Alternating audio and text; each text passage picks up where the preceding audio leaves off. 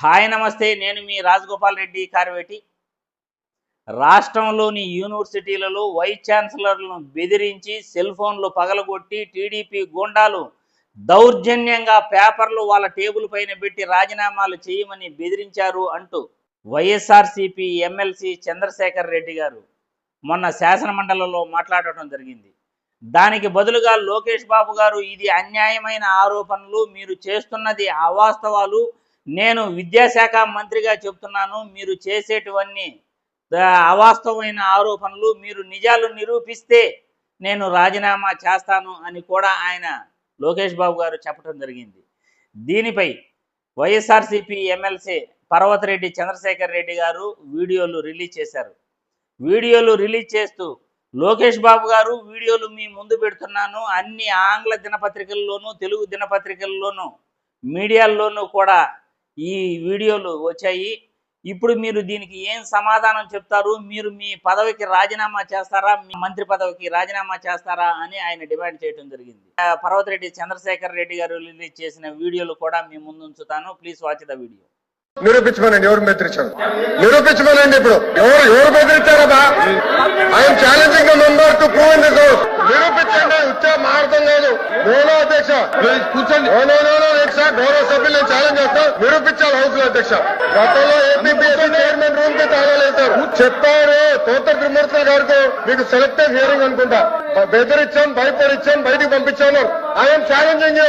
ఆధారాలు పెట్టండి, హౌస్ లో ఆధారాలు పెట్టండి. I'm standing here. విద్యాశాఖ మంత్రిగా నేను ఎంత భయంకరమైన వీడియోస్ అంటే, నేను ఒక 2 వీడియోస్ ని మీకు చూపిస్తాను ఒక నిమిషం పాటు. ఎలా మాట్లాడారంటే, వెళ్ళి తెలుగుదేశం పార్టీకి సంబంధించినటువంటి వ్యక్తులు వైస్ ఛాన్సలర్ ఛాంబర్స్ లోకి వెళ్ళి, పవిత్రమైనటువంటి యూనివర్సిటీ వైస్ ఛాన్సలర్ ఛాంబర్స్ లోకి వెళ్ళి, నా కొడక నిన్ను నా కొడుకు కాపాడుతాడో చూస్తాం, రాజీనామా చేయి అని చెప్పి పేపర్లు ఎదురుగా పెట్టి రాజీనామాలు చేయించారు. నేను ఆ వీడియోస్ నేను మీకు చూపిస్తాను. ఇంతకంటే ఇంకా ఏ విధమైనటువంటి ఆధారాలు కావాలా?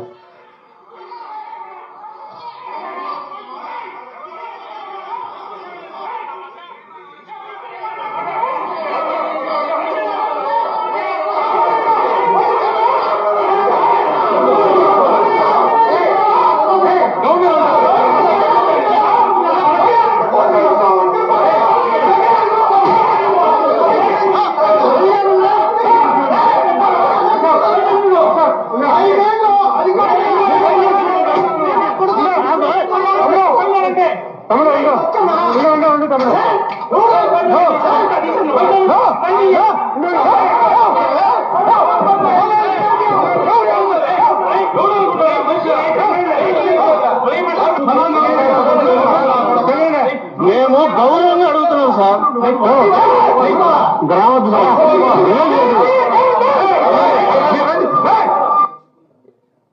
ఆ విధంగా మాట్లాడిన తర్వాత ఆయన రాజీనామా చేసి వెళ్ళిపోయాడు.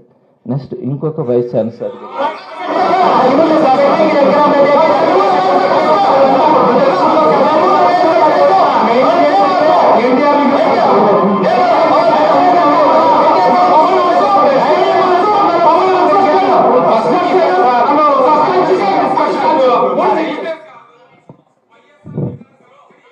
ఈ విధంగా ప్రతి యూనివర్సిటీలో కూడా వైస్ ఛాన్సలర్ ఛాంబర్లోకి వెళ్ళి రౌడీలాగా ప్రవర్తించి, నా కొడక పెడతావా పెట్టవా అని చెప్పి మాట్లాడితే మనం మాట్లాడుకోవడానికే సిగ్గుపెడతా ఉన్నాం. అలాంటి భాషను మాట్లాడినప్పుడు వాళ్ళు స్పాట్లో రిజైన్ చేసి జూన్ 26, 27, 28వ తేదీల్లో వాళ్ళు రాజీనామాలు చేసి వెళ్ళిపోయినారు. ఇట్లా మనం ఊహిస్తామా? ఆంధ్ర రాష్ట్రంలో ఒక యూనివర్సిటీ వైస్ ఛాన్సలర్స్ దగ్గరికి వెళ్ళి ఈ విధంగా బెదిరించి కొడతామని చెప్పి సెల్ ఫోన్లు ఉంటే వాటిని తీసుకొని పగలగొట్టి, మీరు చూసారు ఇప్పుడు దాని అన్నింటిలో కూడా.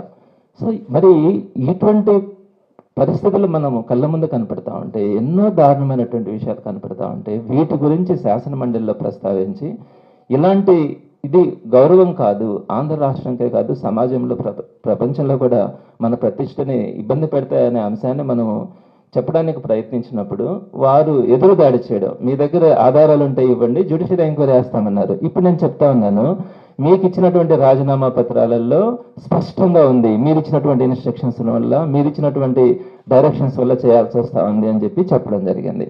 రెండో పాయింట్, పేపర్ కటింగ్స్ ఉన్నాయి, ఇంగ్లీష్ పేపర్ కటింగ్స్తో సహా నేను మీకు ఇవ్వడం జరుగుతూ ఉంది.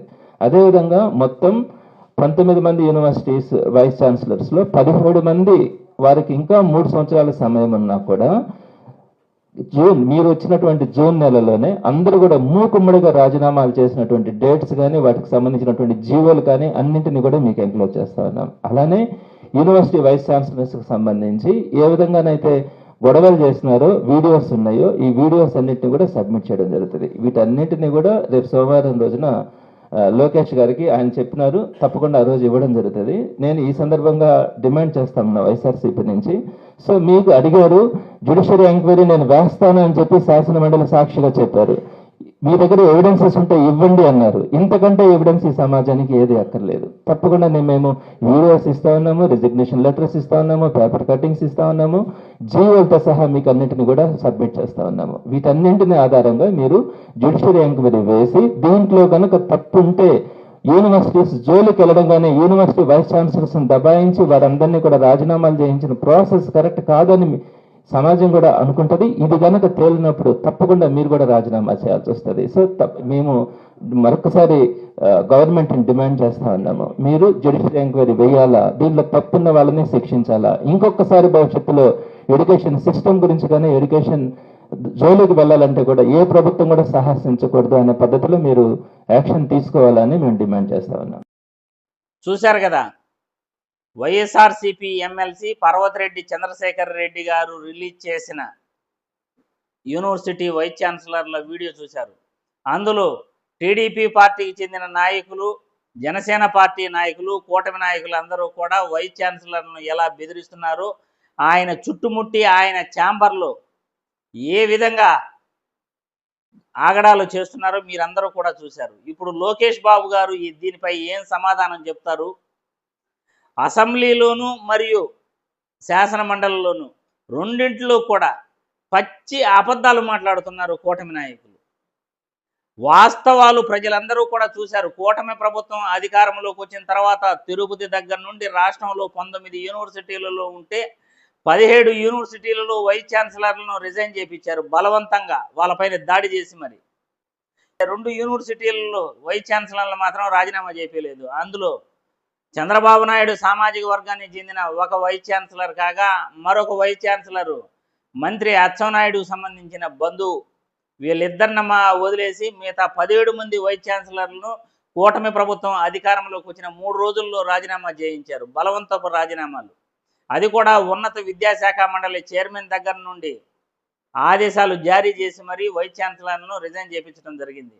దీనిపై లోకేష్ బాబు గారు శాసనమండలిలో మాట్లాడిన మాటకు కట్టుబడి ఉంటారా, మంత్రి పదవికి రాజీనామా చేస్తారా అని నేను డిమాండ్ చేస్తున్నాను.